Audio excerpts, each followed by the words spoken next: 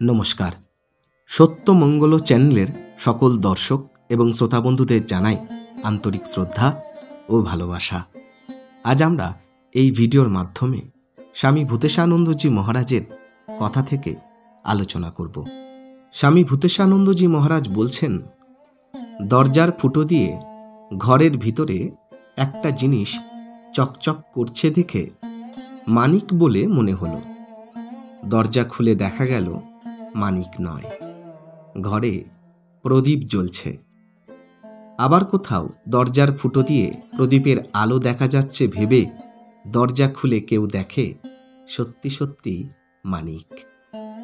কাজেই ভ্রমের ভেতর দিয়ে তত্ত্বে পৌঁছানো যায়।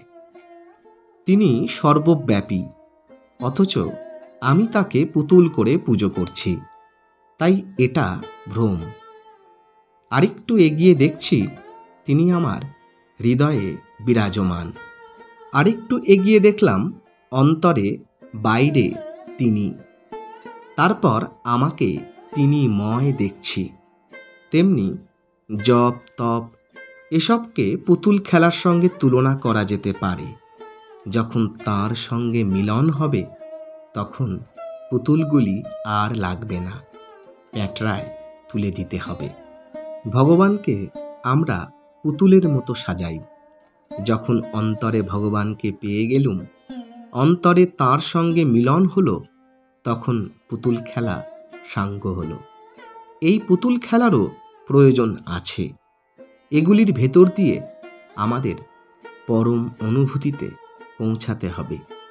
ভগবানের প্রতি ভালোবাসা এলে চরম বৈরাগ্য হবে যখন, তাকে ছাড়া আর কিছুই চাইবে না। শুদ্ধ ভাব সাধারণ নয়। আমরা যাকে বলছি শান্ত ভাব, তাই হলো শুদ্ধ ভাব। সীতার ভাব হলো শুদ্ধ ভাব। সীতার কাছে মান অভিমান নেই। শ্রী রাধিকার মধ্যে মান অভিমান আছে। ঠাকুর বলেছেন, শ্রী রাধিকার ছেনালি ভাব। ভগবানকে নিয়ে ভাব কিনা, তাই সবই শুদ্ধ। সীতার ভাব বা শ্রী রাধিকার ভাব দুটোই শুদ্ধ ভাব। ভগবানকে ছাড়া ভাব হলেই তা অশুদ্ধ। তাকে যতক্ষণ না আপনার বলে মনে হচ্ছে ততক্ষণ কোনো ভাবই হয়নি, কেবল অভাবই হয়েছে। কি অপূর্ব কথা বললেন স্বামী ভূতেশানন্দজি মহারাজ।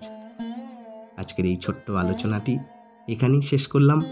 আশা করছি আজকের আলোচনা আপনাদের খুব ভালো লেগেছে। আর সত্যিই যদি ভালো লেগে থাকে তাহলে প্রতিদিনের মতো ভিডিওটিতে একটি লাইক, শেয়ার, কমেন্ট ও চ্যানেলে যারা নতুন এসেছেন তারা চ্যানেলটিকে সাবস্ক্রাইব করে সত্যমঙ্গল চ্যানেলের পাশে থাকবেন। ধন্যবাদ।